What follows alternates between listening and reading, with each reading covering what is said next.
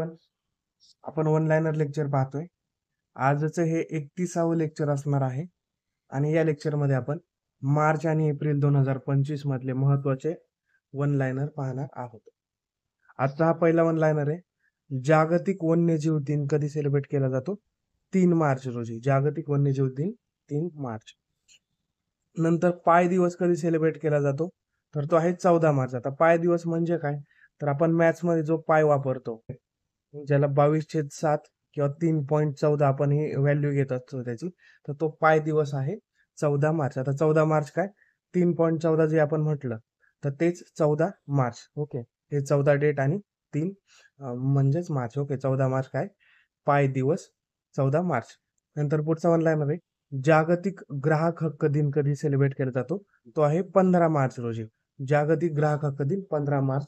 आणि राष्ट्रीय ग्राहक दिन कधी सेलिब्रेट केला जातो? तर तो आहे 24 डिसेंबर. ओके, 24 डिसेंबर 1986 ला आपला जो कंझ्युमर प्रोटेक्शन ऍक्ट आहे, कंझ्युमर प्रोटेक्शन ऍक्ट, तो संमत झाला. त्या अनुषंगाने राष्ट्रीय आपण ग्राहक दिन 24 डिसेंबरला सेलिब्रेट करतो आणि जागतिक ग्राहक हक्क दिन 15 मार्चला सेलिब्रेट करतो. आता जो कंझ्युमर प्रोटेक्शन ऍक्ट आहे 1986 चा होता, तर तो आता बदललाय, 2019 चा झालाय. ओके, नंतर पुढचा वन लाइनर आहे आपला, राष्ट्रीय लसीकरण दिवस कधी सेलिब्रेट केला जातो? तर 16 मार्च. आता लसीकरण दिवस का सेलिब्रेट केला जातो? तर 16 मार्च 1995 रोजी पहिला पोलिओचा डोस देण्यात आला होता. जो ओरल डोस असतो, तो पहिला पोलिओचा डोस 1995 ला 16 मार्चला देण्यात आला होता. म्हणून राष्ट्रीय लसीकरण दिन आपण तो सेलिब्रेट करतो. पुढचा वन लाइनर आहे, आंतरराष्ट्रीय आनंद दिन कधी सेलिब्रेट केला जातो? तो आहे 20 मार्च. आता यावर प्रश्न विचारला जातो, हॅपीनेस रिपोर्टच्या अनुषंगाने प्रश्न विचारला जातो, इकॉनॉमिक्स मध्ये सुद्धा विचारला जातो. आंतरराष्ट्रीय आनंद दिन कधी? 20 मार्च. आणि 2025 ची थीम काय आहे त्याची? Caring and sharing. Caring and sharing ही थीम आहे 20 मार्च 2025 आंतरराष्ट्रीय आनंद दिवसाची. आता थीम नाही जरी लक्षात ठेवली तरी चालेल, परंतु दिन महत्वाचे, त्यावर आपल्याला प्रश्न विचारला जातो. हमखास एक प्रश्न तरी प्रिलिम्स किंवा कंबाईन मेन्सला वगैरे विचारला जातो करंटच्या अनुषंगाने, ते लक्षात ठेवायचं आहे. पुढचा वन लाइनर आहे, जागतिक चिमणी दिवस कधी सेलिब्रेट केला जातो? तो 20 मार्च. आता याची एक आपला सिक्वेन्स बघायचा 4-5 दिवसांचा, ज्यावर प्रश्न विचारला जातो आणि सिक्वेन्सने ते लक्षात ठेवण्यासाठी इझी. जसं की जागतिक चिमणी दिवस 20 मार्च आहे, नंतर जागतिक वनीकरण आहे 21 मार्च, नंतर जागतिक जल दिन आहे 22 मार्च, जागतिक हवामान दिन आहे 23 मार्च आणि जागतिक क्षयरोग दिन आहे 24 मार्च. आता सिक्वेन्सने कसं लक्षात ठेवायचं? चिमणी वनात गेली, ती पाणी पेली, नंतर हवेत उडाली आणि मग तिला काय झाला? क्षयरोग झाला. असं लक्षात ठेवायचं. चिमणी वनात गेली, ती पाणी पिली, हवेत उडाली आणि तिला झाला क्षयरोग. म्हणजे 20 मार्च, 21 मार्च, 22 मार्च, 23 मार्च, 24 मार्च या 5 दिवसांपैकी एका दिवसावर प्रश्न विचारलेला आहे. जर सिक्वेन्स आला तर मग आपल्याला लक्षात ठेवता येईल. ओके, तर हे लक्षात ठेवायचे. चिमणी 20 मार्च, वनीकरण 21 मार्च, जल दिन 22 मार्च, हवामान आहे 23 मार्च आणि क्षयरोग आहे 24 मार्च. आणि जो आपण कॅन्सर म्हणतो, कर्करोग दिवस म्हणतो, तर तो आहे 4 फेब्रुवारी. कॅन्सर डे किंवा क्षयरोग डे, आणि यामध्ये कन्फ्युजन व्हायला नको, हा टीबी डे आहे. Okay, TB. आणि आपण जो 4 फेब्रुवारी म्हटलं, तो आहे कॅन्सर दिवस. ओके, यामध्ये कन्फ्युजन व्हायला नको. परत एकदा रिपीट करतो, चिमणी 20 मार्च, वनीकरण 21 मार्च, जल 22 मार्च, हवामान आहे 23 मार्च, क्षयरोग आहे 24 मार्च. आता हे 5 दिवस आपल्याला लक्षात राहून जातात. नंतर पुढचा वन लाइनर आहे आपला, आंतरराष्ट्रीय शून्य कचरा दिवस 30 मार्च 2025 ची थीम काय? Towards zero waste in fashion and textile. शून्य कचरा दिवस 30 मार्च. आता एवढा काही महत्वाचा नाहीये. पुढचा वन लाइनर आपला, जागतिक ऑटिझम दिन आहे 2 एप्रिल. यावर एकदा प्रश्न विचारलेला आहे ऑटिझम डे वर, लक्षात ठेवायचे. जागतिक ऑटिझम जागरूकता दिवस आहे 2 एप्रिल. नंतर पुढचा वन लाइनर आहे, जागतिक आरोग्य दिन 7 एप्रिल रोजी सेलिब्रेट केला जातो. 7 एप्रिल 1948 ला WHO ची स्थापना झाली. त्या अनुषंगाने आपण 7 एप्रिलला जागतिक आरोग्य दिन सेलिब्रेट करतो. आणि 2025 ची थीम कोणती होती? Healthy beginnings, hopeful futures. Healthy beginning, hopeful future. नंतर पुढचा वन लाइनर आपला, जागतिक वारसा दिन आहे 18 एप्रिल. जागतिक वारसा दिन 18 एप्रिल. नंतर पुढचा ऑनलाईन आहे, राष्ट्रीय नागरी सेवा दिन आहे 21 एप्रिल. राष्ट्रीय नागरी सेवा दिन 21 एप्रिल. आता हे राज्यसेवा मेन्स GS2 मध्ये 2-3 वेळेस प्रश्न विचारलाय. राष्ट्रीय नागरी सेवा दिन कधी सेलिब्रेट केला जातो? तो आहे 21 April. National civil service day त्याला म्हटलं जातं. 21 एप्रिलच का? तर 21 एप्रिल 1947 रोजी गृहमंत्री जे होते आपले सरदार वल्लभभाई पटेल यांनी जे सिव्हिल सर्वंट आहे त्यांच्यासमोर पहिल्यांदा भाषण दिलं होतं. त्याला स्टील फ्रेम म्हटलं जातं. त्यांनी स्टील फ्रेम ऑफ इंडिया असं म्हटलं. तर तो दिवस 21 एप्रिल 1947 ज्या दिवशी भाषण दिलं, तर तो 21 एप्रिल आपण राष्ट्रीय नागरी सेवा दिन म्हणून सेलिब्रेट करतो. राज्यसेवा मेन्सला यावर प्रश्न 2-3 वेळा विचारले आहेत GS2 मध्ये. तर करंटमध्ये सुद्धा विचारलं जाऊ शकतं. राष्ट्रीय नागरी सेवा दिन 21 एप्रिल. नंतर पुढचा वन लाईनर आपला आंतरराष्ट्रीय वसुंधरा दिन कधी सेलिब्रेट केला जातो? तर तो 22 एप्रिल. त्याला अर्थ डे मध्ये डे सुद्धा म्हटलं जातं. आंतरराष्ट्रीय वसुंधरा दिन 22 एप्रिल. आणि याच दिवशी पहलगाम इथं जो हे झाला अटॅक झाला तो 22 एप्रिलला झाला होता. आंतरराष्ट्रीय वसुंधरा दिन 22 एप्रिल.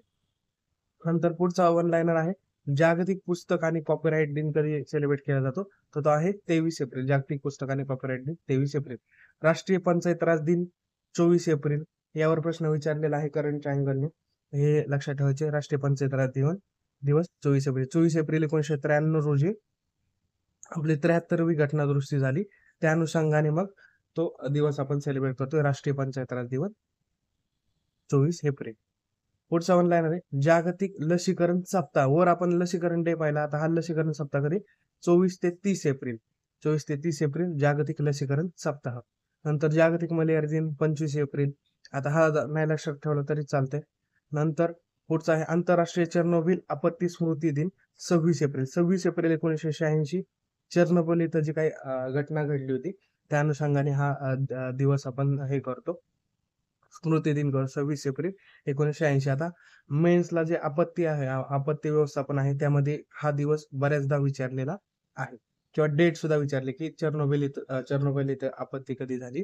तर 26 एप्रिल 1986. आणि 26 एप्रिल हा आंतरराष्ट्रीय चेर्नोबिल आपत्ती स्मृती दिन आपण सेलिब्रेट करतो. नंतर पुढचा आहे जागतिक बौद्धिक संपदा दिन आहे 26 एप्रिल. वर्ल्ड इंटेलेक्च्युअल प्रॉपर्टी ऑर्गनायझेशन जे आहे त्यांच्या मार्फतचा हा दिन 26 एप्रिल जागतिक बौद्धिक संपदा दिन. आता महत्वाचे यातले दिवस आपण परत एकदा रिपीट करूयात की ज्यावर प्रश्न विचारला जाऊ शकतो. वन्यजीव विचारला जाऊ शकतो 3 मार्च लक्षात ठेवायचे. नंतर आहे जागतिक ग्राहक हक्क दिन 15 मार्च आणि राष्ट्रीय ग्राहक हक्क दिन आपण 24 बघितला. नंतर पुढचा आहे राष्ट्रीय लसीकरण दिवस 16 मार्च महत्वाचा आहे. आनंद दिवस विचारला जाऊ शकतो. नंतर चिमणी वनीकरण जल हवामान क्षयरोग 20 21 22 23 24 बघितले आपण. नंतर आपल्याला महत्वाचं कोणता आहे जागतिक ऑटिझम डे एकदा विचारलेला आहे. आरोग्य दिन विचारलेला आहे. त्यावर प्रश्न विचारला जाऊ शकतो. जागतिक वारसा दिन 18 एप्रिल आहे. राष्ट्रीय नागरी सेवा दिन महत्वाचा आहे. वसुंधरा दिन 22 एप्रिल आपल्याला विचारला जाऊ शकतो. पंचायत राज दिन महत्वाचा आहे कारण आपल्याला वोटर्स डे वगैरे विचारलेला आहे त्यामुळे पंचायत राज विचारला जाऊ शकतो. आणि चेर्नोबिल आपत्ती महत्वाचा आहे. ओके, एवढे दिवस आपल्याला महत्वाचे ते लक्षात ठेवायचे आहे.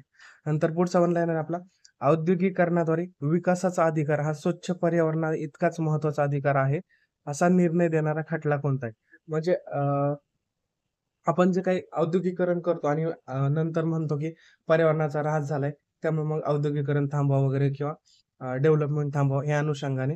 तर औद्योगिकरणाद्वारे विकासाचा अधिकार हा स्वच्छ पर्यावरणा इतकाच महत्वाचा अधिकार आहे असं सांगणारा खटला कोणता आहे? असा निर्णय देणारा खटला कोणता आहे? The Auroville foundation versus Navroz Kersasp Modi 2025 हा सुप्रीम कोर्टाने निर्णय दिलेला आहे. तर डायरेक्ट खटला विचारला जाऊ शकतो की औद्योगिकरणाद्वारे विकासाचा अधिकार हा स्वच्छ पर्यावरणा इतकाच महत्वाचा अधिकार आहे असा निर्णय देणारा खटला कोणता? असं विचारलं जाऊ शकतो किंवा हा निर्णय कोणी दिलाय? The Auroville foundation versus Navroz Kersasp Modi या खटल्यामध्ये हा जो काय अधिकार आहे तो कोणत्या न्यायालयाने दिलाय असाही प्रश्न विचारला जाऊ शकतो. 2-3 अँगलने आपल्याला प्रश्न विचारला जाऊ शकतो. पुढचा वन लाईनर आहे अनुसूचित जाती उपवर्गीकरण लागू करणारं भारतातलं पहिलं राज्य कोणतं आहे? तर ते आहे तेलंगणा. जसं ओबीसी मध्ये हे केलं कॅटेगरायझेशन केलं किंवा उपवर्गीकरण केले तशाच पद्धतीचं एससी मध्ये म्हणजेच अनुसूचित जाती यांच्यामध्ये उपवर्गीकरण लागू करणारं भारतातलं पहिलं राज्य कोणतं आहे? तर तेलंगणा. यावर प्रश्न विचारण्याचे चान्सेस आहेत. नंतर पुढचा वन लाईनर आहे नागरिकांच्या सेवांसाठी सारथी या चॅटबॉटचे अनावरण करणारं राज्य कोणतं आहे? तर ते आहे हरियाणा. सारथी हा चॅटबॉट अनावरण केले कोणी? नागरिकांना सेवा देण्यासाठी वेगवेगळ्या सेवा देण्यासाठीचं चॅटबॉट हरियाणा. नंतर पुढचा वन लाईनर आपला 6वी बिमस्टेक शिखर परिषद कुठं झाली होती? तर ती बँकॉक, थायलंड इथे झाली होती. आता त्याची डेट आपल्याला विचारली जाणार नाही. तर 6वी बिमस्टेक शिखर परिषद, बँकॉक, थायलंड. एका साइडला शिखर परिषद दिल्या जातात आणि एका साइडला त्यांची ठिकाणं दिली जातील, असंही आपल्याला विचारलं जाऊ शकतं. 6वी बिमस्टेक शिखर परिषद, बँकॉक, थायलंड. पुढचा वन लाईनर आहे आपला, रायसिना संवाद 2025 चे प्रमुख पाहुणे कोणते होते? ख्रिस्टोफर लक्झन. ओके, पीएम आहेत ते न्यूझीलंडचे. तर ते रायझिना संवाद 2025 चे प्रमुख पाहुणे आहेत. आता रायझिना संवाद काय आहे? जो शांग्रीला संवाद आपण इंटरनॅशनल लेव्हलला बघतो, शांग्रीला संवाद. तर त्याच धर्तीवर आधारलेला हा रायसिना संवाद आहे भारतासोबतचा. आणि मग यावेळेसचे प्रमुख पाहुणे होते, कोण होते? ख्रिस्टोफर लक्झन. पुढचा वन लाईनर आहे, आंतरराष्ट्रीय सौर आघाडीच्या म्हणजे त्याला इंटरनॅशनल सोलर अलायन्स ISA म्हणतो आपण. सदेश भागीदारी फ्रेमवर्कवर स्वाक्षरी करणारा पहिला आफ्रिकन देश कोणता आहे? मॉरिशस. आता हे पहिले आफ्रिकन देश, पहिला युरोपियन देश वगैरे असं काय आपल्याला विचारण्याचे चान्सेस कमी, त्यामुळे हे नाही गेलं तरी चालेल. नंतर पुढचा वन लाईनर आहे, महाराष्ट्रात 1,00,000 प्लस पॉप्युलेशन असणाऱ्या शहरांमध्ये बाईक टॅक्सी बाबत धोरण ठरवण्यासाठी ही समिती कोणती? रामनाथ झा समिती. म्हणजे काय, की ज्या महाराष्ट्रामध्ये ज्या शहरांची लोकसंख्या ही 1,00,000 प्लस आहे, तर त्यांच्यासाठी बाईक टॅक्सी बाबतचं धोरण राबवण्यासाठी समितीची स्थापना करण्यात आली. तिचं नाव काय आहे? रामनाथ झा समिती. यावर प्रश्न विचारला जाऊ शकतो. एका साईडला समिती दिल्या जातील, दुसऱ्या साईडला कशासाठी स्थापन केलेलं आहे असंही दिलं जाऊ शकतं, किंवा डायरेक्ट प्रश्न विचारला जाऊ शकतो. 1,00,000 पॉप्युलेशन असणाऱ्या महाराष्ट्रामध्ये शहरांसाठी बाईक टॅक्सी बाबतचं धोरण ठरवण्यासाठीची समिती कोणती आहे? ते आहे रामनाथ झा समिती. नंतर पुढचा वन लाईनर आपला, केंद्र सरकारच्या NIDM म्हणजे नॅशनल इन्स्टिट्यूट ऑफ डिझास्टर मॅनेजमेंटच्या धर्तीवर राज्य आपत्ती व्यवस्थापन संस्थेची स्थापना कुठं करण्यात येणार आहे? तर ती नागपूर येथे करण्यात येणार आहे. ओके, हे विचारलं जाऊ शकतं, हे महत्वाचं आहे. पुढचा वन लाईनर आहे, भारतातलं पहिलं डिजिटल शिक्षण पोर्टल सुरू करणारं राज्य कोणतं आहे? तर ते आहे महाराष्ट्र, आणि त्या पोर्टलचं नाव काय आहे? महाज्ञानदीप. महाराष्ट्राचा महा आणि नंतर ज्ञानदीप आहे. भारतातलं पहिलं डिजिटल शिक्षण पोर्टल सुरू करणारं भारतातलं पहिलं राज्य कोणतं आहे? तर ते आहे महाराष्ट्र, आणि त्या पोर्टलचं नाव आहे महाज्ञानदीप. आता आपल्याला डायरेक्ट महाराष्ट्र दिलंय म्हणून समजतंय, पण जर केरला, गोवा, हिमाचल, ओके, मिझोरम अशी जर प्रगत राज्यांची नावं दिली, तर मग आपल्याला कळणार नाही की भारतातलं पहिलं डिजिटल शिक्षण पोर्टल सुरू करणारं राज्य कोणतं आहे? तर ते महाराष्ट्र हे लक्षात ठेवायचे आपल्याला. यावर प्रश्न विचारण्याचे चान्सेस खूप जास्त आहे. नंतर पुढचा वन लाईनर आहे, गुन्हे सिद्ध करण्यासाठी आवश्यकता असणाऱ्या प्रयोगशाळांचे महत्त्व लक्षात घेऊन भारतात 3 वैद्यक विज्ञान विद्यापीठाची स्थापना करण्यात येणार आहे. त्यातलं एक महाराष्ट्रात स्थापना करण्यात येणार आहे. तर ते कुठं करण्यात येणार आहे? नागपूर. ओके, आता एवढा मोठा वन लाईनर प्रश्न विचारला जाणार नाही आपल्याला. तर आपल्याला डायरेक्ट प्रश्न विचारला जाईल, की भारतात 3 वैद्यक विज्ञान विद्यापीठाची स्थापना करण्यात येणार आहे. त्यातलं एकाची स्थापना महाराष्ट्रात कुठे करण्यात येणार आहे? तर ते आहे नागपूर येथे. म्हणजे भारतात 3च स्थापना करण्यात येणार आहे, आणि त्यातलं महाराष्ट्रात म्हटलं की मग नागपूर येथे स्थापना करण्यात येणार आहे. हे महत्वाचं आहे, यावर प्रश्न विचारण्याचे चान्सेस आहेत. नंतर पुढचा वन लाईनर आपला, महाराष्ट्रातील छत्रपती शिवाजी महाराजांना समर्पित असणारं प्रथम मंदिर कोणतं आहे? तर ते भिवंडी येथे आहे. महाराष्ट्रातल्या छत्रपती शिवाजी महाराजांना समर्पित असणारं पहिलं मंदिर कुठं आहे? तर ते भिवंडी येथे आहे. आणि भारतातलं पहिलं म्हटलं तर मग श्रीशैलम. ओके, इथं तेलंगणामधलं जे काही श्रीशैलम आहे, तिथं ते भारतातलं पहिलं छत्रपती शिवाजी महाराजांना समर्पित असणारं मंदिर आहे. आणि महाराष्ट्रातलं पहिलं म्हटलं की मग आहे भिवंडी. पुढचा वन लाईन आहे, राज्यस्तरीय दिव्यांग क्रीडा स्पर्धा कुठं आयोजन करण्यात आलं होतं? नागपूर. आता यावर प्रश्न विचारण्याची चान्सेस जराशी कमी आहे. नंतर पुढचा वन लाईन आहे, दत्तक प्रक्रियेत अव्वल असणारं भारतातलं राज्य कोणतं आहे? तर ते महाराष्ट्र. यावर प्रश्न विचारण्याचे चान्सेस आहे. दत्तक प्रक्रियेत अव्वल असणारं भारतातलं राज्य आहे महाराष्ट्र. नंतर पुढचा वन लाईन आपला, AI सेंटर्स ऑफ एक्सलन्स साठी गव्हर्नमेंट ऑफ महाराष्ट्र सोबत करार करणारी कंपनी कोणती आहे? तर ती आहे मायक्रोसॉफ्ट. ओके, मायक्रोसॉफ्ट या कंपनीने AI सेंटर्स ऑफ एक्सलन्स स्थापना करण्यासाठी महाराष्ट्र गव्हर्नमेंट सोबत करार केलाय. मायक्रोसॉफ्ट कंपनी आपल्याला लक्षात ठेवायची. जर तिथं मेटा दिलं, फेसबुक दिलं, ओके, तर तिथं आपलं कन्फ्युजन होऊ शकतं, किंवा गुगल दिलं, तिकडं आपलं कन्फ्युजन होऊ शकतं. त्यामुळे लक्षात ठेवायचं, AI सेंटर्स ऑफ एक्सलन्ससाठी गव्हर्नमेंट ऑफ महाराष्ट्र सोबत करार करणारी कंपनी कोणती आहे? तर ते आहे मायक्रोसॉफ्ट. नंतर आता महाराष्ट्रामधले जे काही AI केंद्र आहेत, तर ते कशासाठी समर्पित आहे? हे जोड्या लावण्यासाठी, किंवा खालीलपैकी कोणती अयोग्य जोडी आहे निवडा, कोणत्या योग्य जोड्या आहेत निवडा, अशा स्वरूपातला प्रश्न विचारला जाऊ शकतो.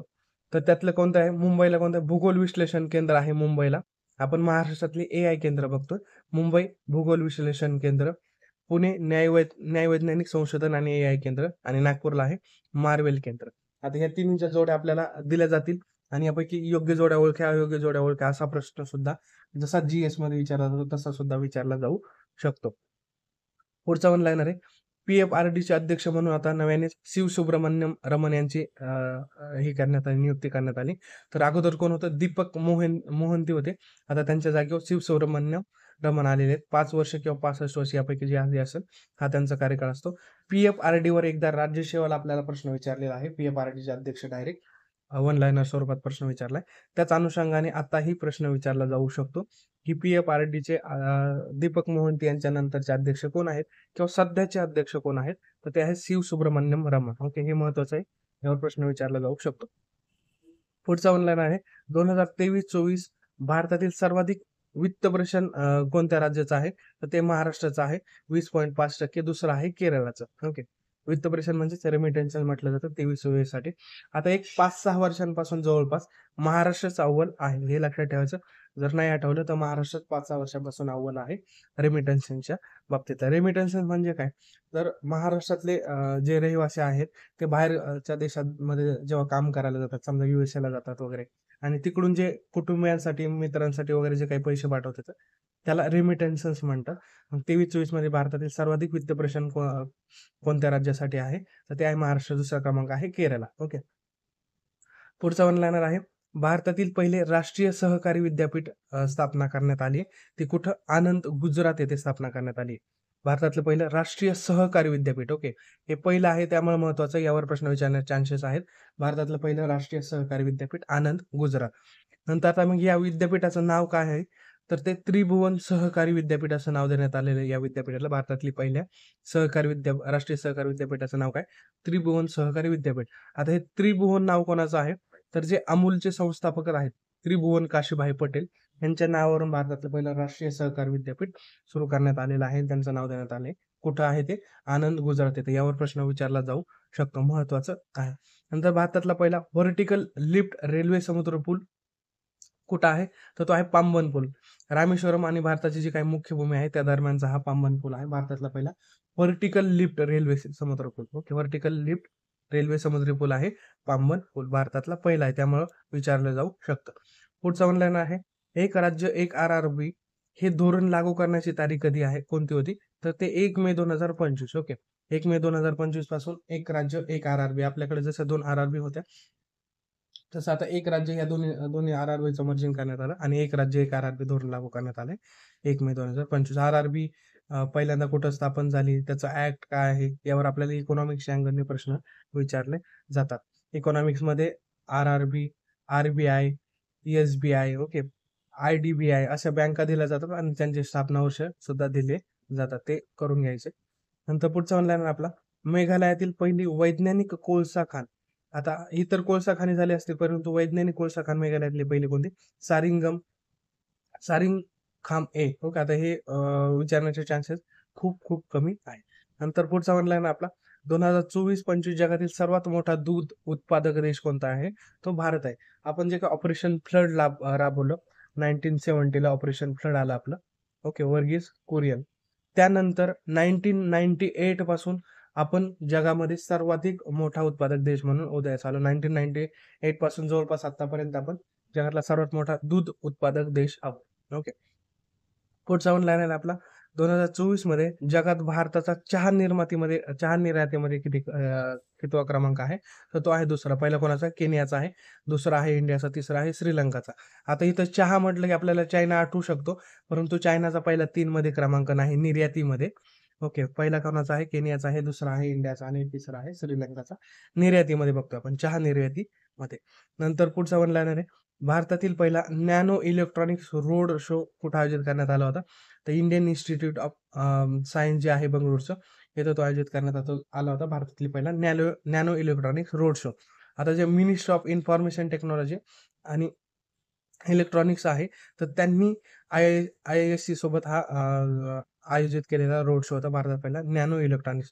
तर नॅनो इलेक्ट्रॉनिक्सच्या बाबतीतले जे काही नॅनो इलेक्ट्रॉनिक आहे त्या बाबतीतली माहिती देणं, अजून काही डिटेल्स असतील ते देणं, अभ्यास करणं, यासाठीचा हा रोड शो.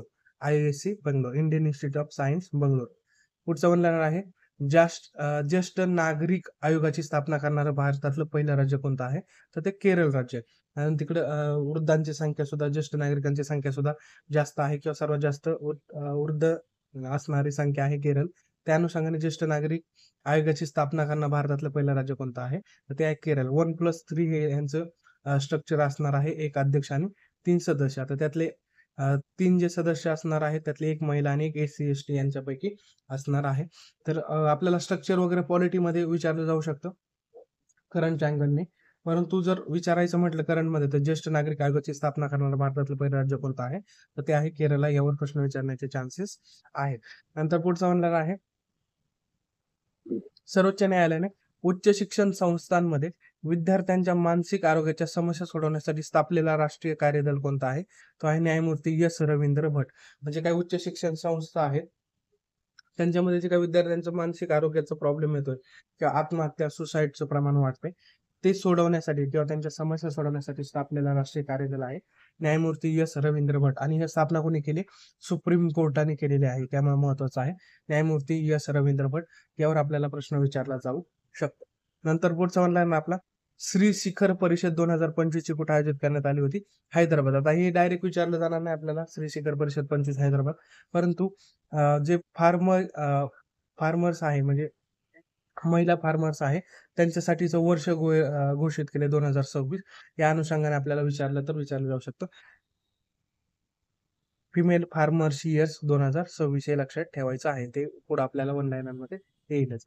नंतर पुढचं वन लाईन आहे, उत्तर प्रदेश सरकारने शून्य गरिबी योजनेचं नाव काय दिलेलं आहे? तर डॉक्टर बी.आर. आंबेडकर हे त्यांनी नाव दिलं आहे. उत्तर प्रदेश सरकारने शून्य गरिबी योजनेला काय नाव दिलंय? Doctor B R. आंबेडकर. आपल्याला ते महाराष्ट्राच्या बाबतीत वाटू शकतं, त्यामुळे मग ते मी घेतलेले. उत्तर प्रदेश शून्य गरिबी योजनेचं नाव काय आहे? Doctor B R. आंबेडकर. नंतर पुढचा वन लाईन आहे, भारतातलं पहिलं उच्च उंचीवरील वातावरणीय व हवामान संशोधन केंद्र कुठे स्थापन करण्यात आलंय? तर ते नाथा टॉप, जम्मू काश्मीर येतं हवामान बदल केंद्र. म्हणजे हाय अल्टिट्यूड वरचं वातावरणीय आणि हवामान संशोधन केंद्र काय आहे? नाथा टॉप, जम्मू काश्मीर. भारतातलं हे पहिलंच असणार आहे की एवढ्या उंचीवर असणार. तर ते नाथा टॉप, जम्मू काश्मीर आपल्याला लक्षात ठेवायचं आहे. नंतर पुढचा वन लाईनर आपला, भारतातील पहिला PPP तत्वावरील ग्रीन वेस्ट प्रोसेसिंग प्लांट कुठे सुरू करण्यात येणार आहे? तर तो इंदोर येथे. Green waste processing plant Indore, PPP तत्वावरील. पुढचा वन लाईनर आहे, ऑपरेशन ब्रह्म कशा बाबतीचं आहे? म्यानमारचं जे काही भूकंपाचं धक्के बसले, त्याला प्रतिसाद देण्यासाठी किंवा त्यांना मदत करण्यासाठीचं आहे ऑपरेशन ब्रह्म. म्यानमार भूकंपाला प्रतिसाद देण्यासाठीचं ऑपरेशन. आता हे ऑपरेशन आपल्याला विचारले जातात, वेगवेगळे ऑपरेशन आपण राबवलेले असतात मिलिटरी, आर्मी, नेव्ही वगैरे यांनी. तर ते ऑपरेशन सुद्धा आपल्याला विचारलं जातं, जसं की ऑपरेशन सिंदूर आहे, कशा बाबतीतचं आहे? तर हे आपल्याला विचारलं जाऊ शकतं. नंतर पुढचा वन लाईन आहे आपला, भारतात 3 स्मॉल मॉड्युलर रिएक्टर स्थापनेसाठी किंवा बांधण्यासाठी सहाय्य कोणी केले? तर ते USA केले आपल्याला. आता हे मॉड्युलर रिएक्टर वगैरे सायन्स अँड टेक्नॉलॉजीच्या अँगलने विचारलं गेलं असतं. आता हे डायरेक्ट असं विचारण्याचे चान्सेस थोडे कमी आहेत. नंतर पुढचा वन लाईनर आपला, जगातील पहिलं 3D प्रिंटर रेल्वे स्टेशन कुठं आहे?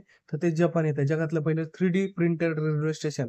आता आपल्याला चायना वगैरे जर ऑप्शन दिले तर कन्फ्यूज होऊ शकतो. त्या अनुषंगाने लक्षात ठेवायचे, जगातलं पहिलं 3D printed railway station Japan.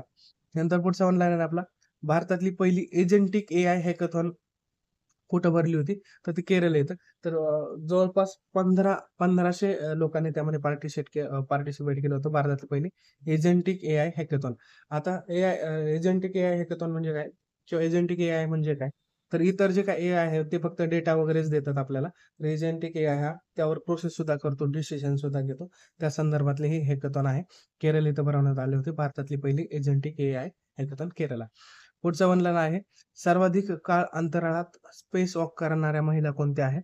त्या आहेत सुनीता विल्यम. जवळपास 62 तास आणि 6 मिनिटं त्यांनी स्पेस वॉक केलंय. आणि दुसरं कोणाचा क्रमांक आहे? पिगी विल्सन, 60 तास 21 मिनिट. आधीचा जो काही क्रमांक होता तो पिगी विल्सन यांचा होता, सर्वाधिक अंतराळात स्पेस वॉक करणाऱ्या महिला. आता त्यांना सुनीता विल्यम्स यांनी मागे टाकलेला आहे. 62 6 मिनिट. एकदा कंबाईनला अशा बाबतीत प्रश्न विचारलेला होता, तर त्या अनुषंगाने आपल्याला लक्षात ठेवायला लागेल. सर्वाधिक काळ अंतराळात स्पेस वॉक करणाऱ्या महिला सुनीता विल्यम्स आणि दुसरा क्रमांक आहे पिगी विल्सन. नंतर चंद्रयान-5 मोहिमेसाठी इस्रो सोबतची भागीदारी संस्था किंवा इस्रो सोबत करार करणारी संस्था कोणती आहे?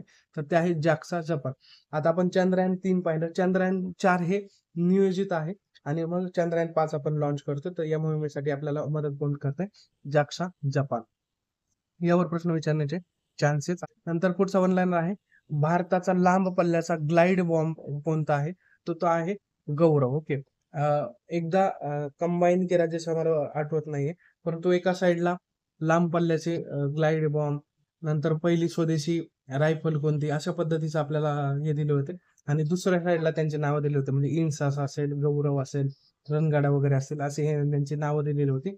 आणि त्यांच्या जोड्या लावण्यासाठी आपल्याला प्रश्न विचारला जाऊ शकतो. तशाच पद्धतीचा किंवा वन लाईनर स्वरूपात डायरेक्ट प्रश्न विचारला जाऊ शकतो. भारताचा लांब पल्ल्याचा ग्लाइड बॉम्ब चं नाव काय आहे? तर ते आहे गौरव. भारताचा लांब पल्ल्याचा ग्लाइड बॉम्ब आहे गौरव. नंतर पुढचा वन लाईनर आहे. राज्य पोलिसांत अग्निवीरांसाठी 20% आरक्षण देणारं भारतातलं पहिलं राज्य कोणतं आहे? तर ते आहे हरियाणा. म्हणजे अग्निवीर आहे त्यांच्यावरून जे काही वाद निर्माण झालं होतं, त्या संदर्भात हरियाणा राज्याने निर्णय घेतला की 20% आरक्षण द्यायचं.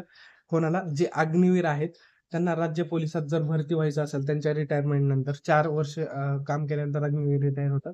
तर त्यांना राज्य पोलिसात भरती होण्यासाठी 20% आरक्षण देणारं राज्य कोणतं आहे? तर ते हरियाणा आहे. यावर प्रश्न विचारला जाऊ शकतो. नंतर पुढचा ऑनलाईन आहे. महाराष्ट्र भूषण 2024 कोणाला देण्यात आलंय? माननीय राम सुतार यांना 2024 साठीचा महाराष्ट्र भूषण देण्यात आलेला आहे. 3-4 वर्षांचं महाराष्ट्र भूषण आपल्याला दिले जाऊ शकतात एका वर्षाला. 20, 21, 22, 23, 24 आणि मग नावं त्यांची जोड्या लावण्यासाठी सुद्धा दिले जाऊ शकतात किंवा डायरेक्ट जोड्या लावून दिल्या जाईल. 24चा राम सुतार, 23चा डॉट डॉट यांना असे जोड्या दिल्या जातात आणि यापैकी अयोग्य ओळखा असाही प्रश्न विचारला जाऊ शकतो. अशोक सराफ, राम सुतार हे आधीचे जे काही आपल्याला भेटलेले आहेत तर ते लक्षात ठेवायचे आहेत. कोणत्या वर्षीचा कोणाला देण्यात आलेला आहे. नंतर पुढचा ऑनलाईन आहे. 2025 चे स्टॉकहोम वॉटर प्राइज कोणाला देण्यात आले? तर ते गुंटर ब्लोशल ऑस्ट्रेलियाचे आहेत त्यांना. गुंटर ब्लोशल यांना स्टॉकहोम वॉटर प्राइज 2025 देण्यात आलेलं आहे. नंतर आबेल पुरस्कार 2025 मसाकी काशिवारा जपानचे आहेत त्यांना 25चा आबेल पुरस्कार देण्यात आलेला आहे. नंतर 59वा ज्ञानपीठ पुरस्कार 2024 कोणाला देण्यात आला? विनोद कुमार शुक्ला. आता हे ज्ञानपीठ पुरस्कार खूप महत्वाचे आहेत. तर ते विचारले जातात आपल्याला एकदम जोड्या लावण्यासाठी सुद्धा विचारले जातील किंवा मग डायरेक्ट वन लाईनर स्वरूपात सुद्धा विचारले जातील. 2023 चे दोघा व्यक्तींना देण्यात आलेले होते. 2024 चा मात्र एकाच व्यक्तीला देण्यात आलाय. विनोद कुमार शुक्ला हिंदीसाठीचा आहे.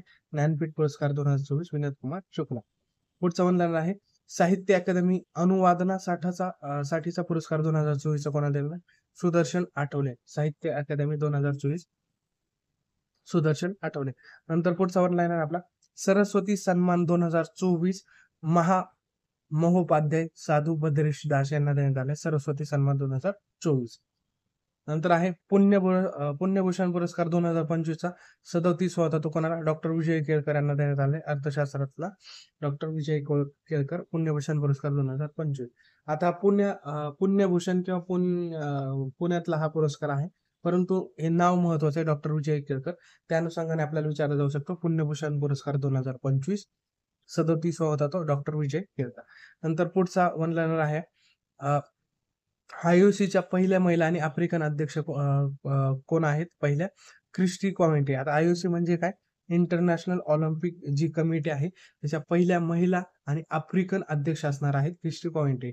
आता सदस्य आयओसीच्या आपल्या नीता अंबानी वगैरे आहेत त्या सदस्य आहेत, परंतु पहिल्या महिला अध्यक्ष किंवा पहिल्या आफ्रिकन महिला अध्यक्ष क्रिस्टी कॉमेंटे आहेत. ओके, यावर प्रश्न विचारला जाऊ शकतो.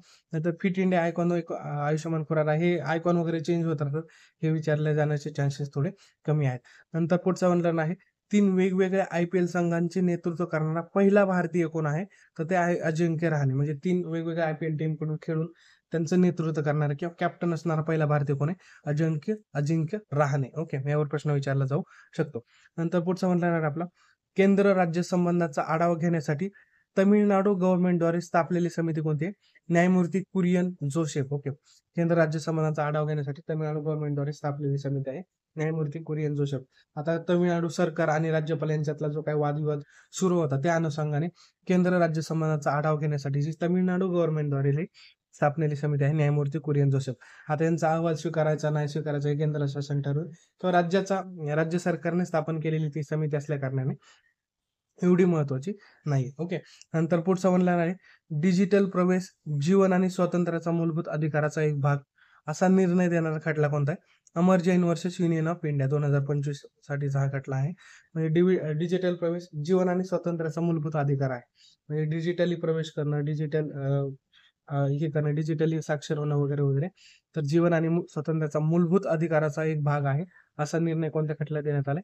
Amar Jain versus union of India 25. आपण वर एक खटला बघितला जो विकास म्हणजे पर्यावरणासोबतच विकास सुद्धा महत्वाचा आहे अशा आशयाचा खटला.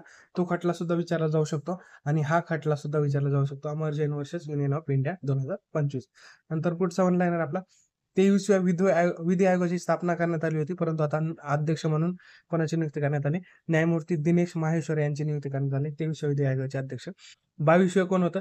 ऋतुराज अवस्थी हे 22व्या विधी आयोगाचे अध्यक्ष होते. त्यावर एकदा राज्यसेवा प्रिलिम्सला पॉलिटीच्या अँगलने सुद्धा प्रश्न विचारून झालेला आहे. 22व्या विधी आयोगाचे अध्यक्ष होते न्यायमूर्ती ऋतुराज अवस्थी. 23वे आहेत न्यायमूर्ती दिनेश माहेश्वरी आणि पहिलं जो विधी आयोग होता तो कोणाच्या अध्यक्ष स्थापन करण्यात आला होता?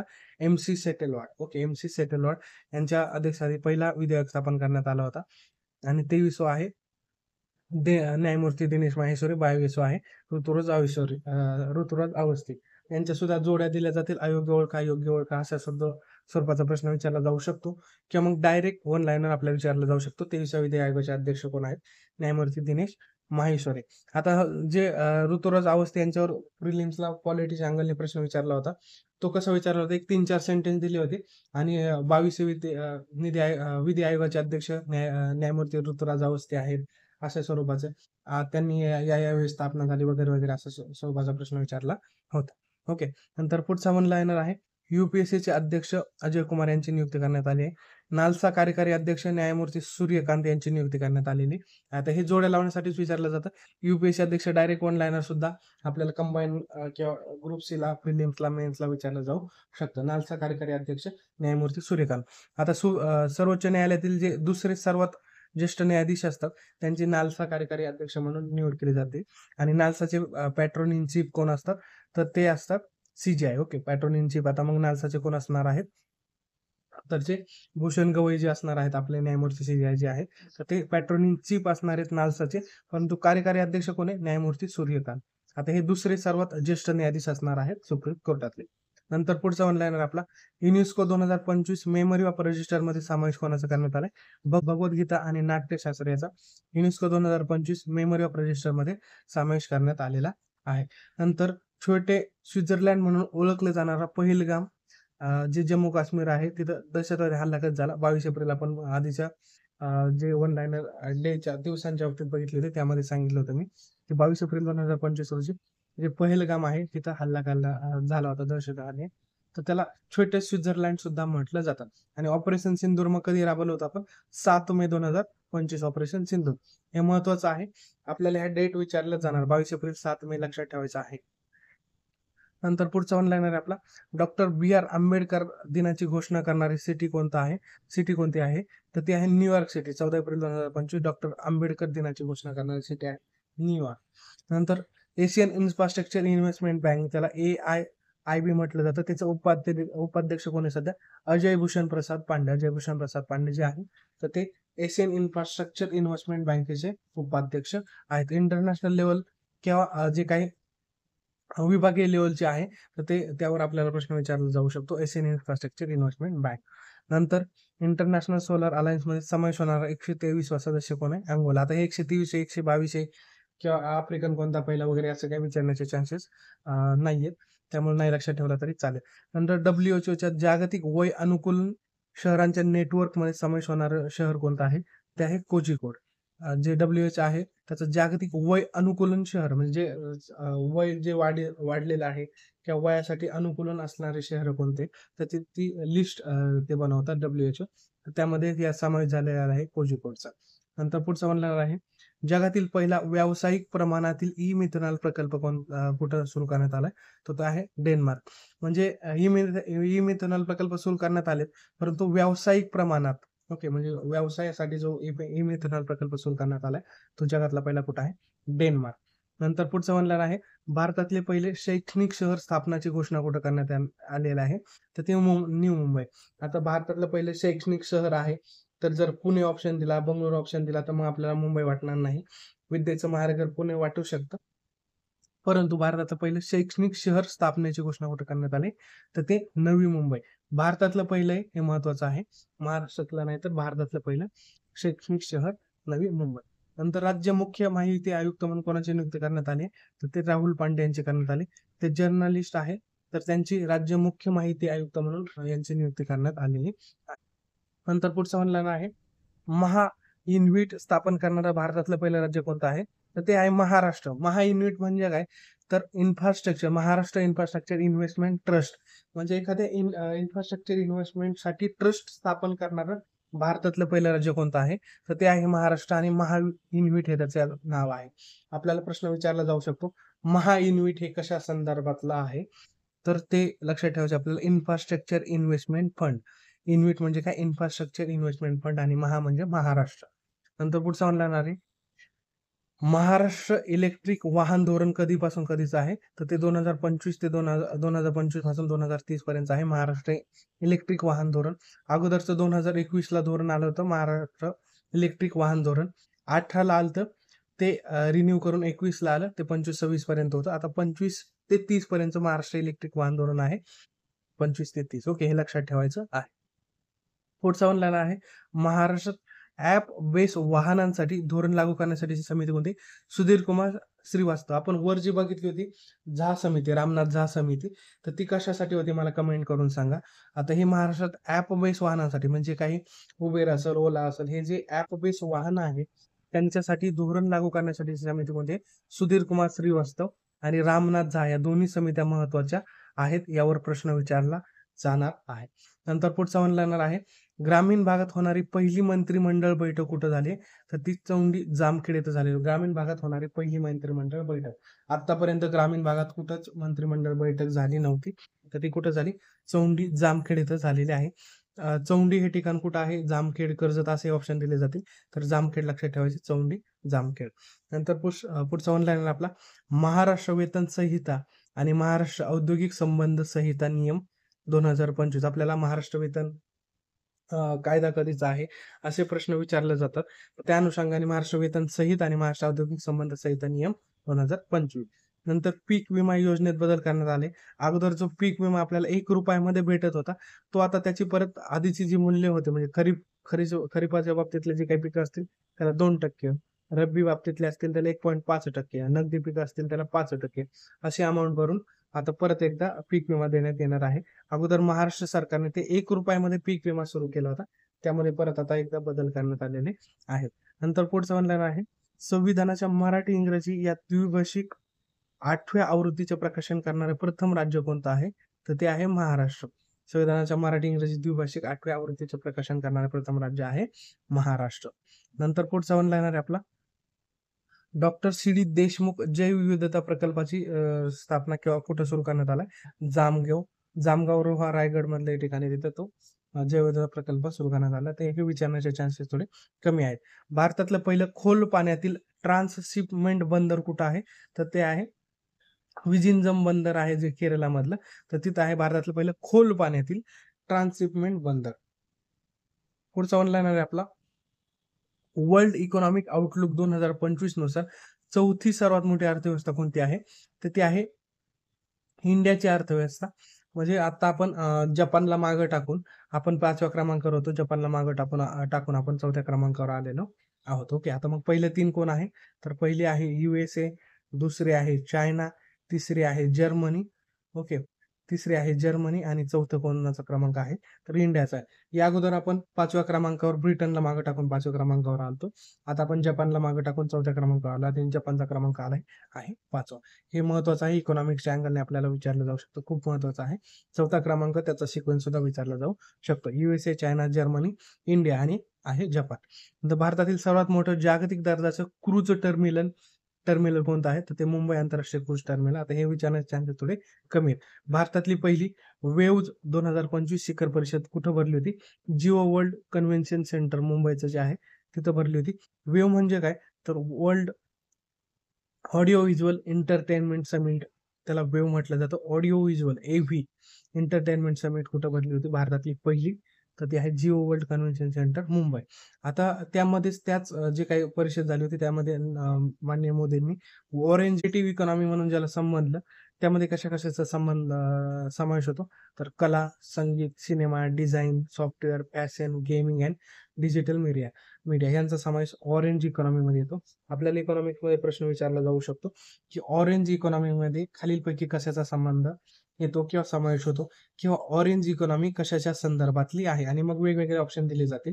तर हे लक्षात ठेवायचे, कला, संगीत, सिनेमा, डिझाईन, डिजिटल मीडिया वगैरे या संदर्भातली ऑरेंज इकॉनॉमी आहे किंवा त्याला क्रिएटिव्ह इकॉनॉमी सुद्धा म्हटलं जातं.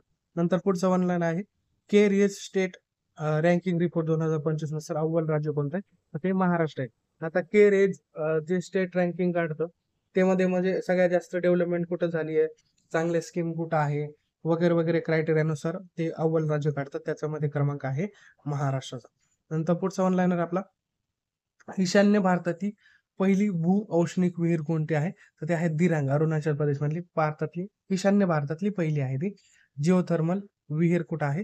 दिरांग, अरुणाचल प्रदेश. यावर मग प्रश्न विचारण्याचे चान्सेस थोडे कमी आहे. नंतर पुढचा ऑनलाईन आहे आरबीआय मार्गदर्शक तत्वे 2025 नुसार कोणत्या वयातील बालकं स्वतंत्रपणे त्यांची बँक अकाउंट चालू शकतात? तर ज्यांचं वय वर्ष 10 वर्ष आहे किंवा त्याच्यापेक्षा जास्त झालंय तर ते स्वतंत्र बँक अकाउंट चालू शकतात. ओके. आतापर्यंत जी काही बँक अकाउंट होती ती जॉईंट अकाउंट असायची.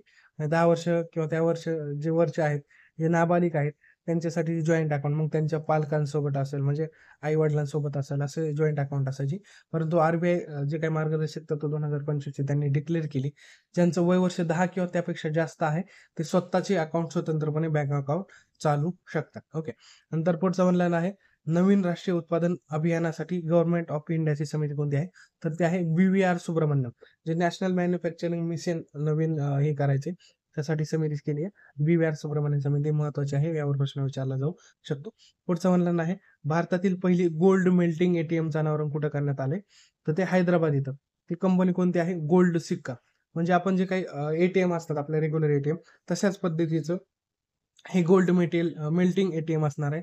म्हणजे तुम्ही हे टाकलं गोल्ड टाकलं त्यामध्ये तर मग तिथे तुम्हाला किंमत दिसणार की एवढे एवढे तुमच्या अकाउंटला एवढे एवढे पैसे जमा होतील आणि ते तुम्हाला ऍक्सेप्ट असतील, येस केलं तर मग ते जे काही सिक्के असतील, कॉईन असतील गोल्डचे तर ते मेल्ट केले जातील. तर त्याला भारतात पहिली गोल्ड मेल्टिंग ATM अनावरण कुठं करण्यात आले?